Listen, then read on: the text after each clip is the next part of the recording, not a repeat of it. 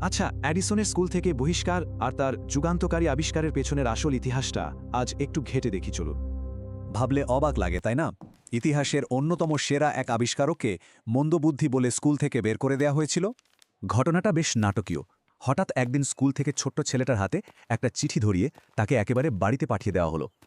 ওই চিঠিতে কিন্তু পরিষ্কার লেখা ছিল ছেলেটা নাকি স্লো আর তার জন্য পুরো স্কুলের রেজাল্ট খারাপ হতে পারে।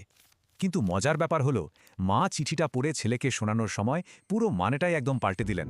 তিনি বললেন, তোমার বুদ্ধি এতই বেশি যে আমাদের স্কুল তোমার মতো প্রতিভাবান কাউকে পড়ানোর যোগ্যই না। ব্যাস, এরপর থেকে মা নিজেই ছেলের পড়াশোনার পুরো দায়িত্ব কাঁধে তুলে নিলেন। শুরু হলো হোম স্কুলিং। আর বাড়িতে পড়াশোনা করা এই ছেলেই কিন্তু টমাস আলভা এডিসন, যিনি পরে বৈদ্যুতিক বাল্ব আবিষ্কারে হাত দেন। তবে কাজটা একদমই সহজ ছিল না। ঐতিহাসিক রেকর্ড বলছে, এই বাল্ব বানাতে গিয়ে তিনি প্রচুর ব্যর্থতার মুখে পড়েন। সংখ্যাটা শুনলে চমকে যেতে হয়। একটা কাজ করা বৈদ্যুতিক বাল্ব বানাতে গিয়ে তিনি ঠিক ৯৯৯ বার ব্যর্থ হয়েছিলেন।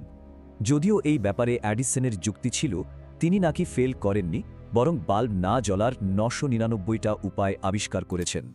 শেষমেশ ঠিক ১০০০তম চেষ্টায় সেই ঐতিহাসিক সাফল্যটা আসে, আর তিনি বিশ্বের অন্যতম সেরা বিজ্ঞানী হিসাবে প্রতিষ্ঠিত হন।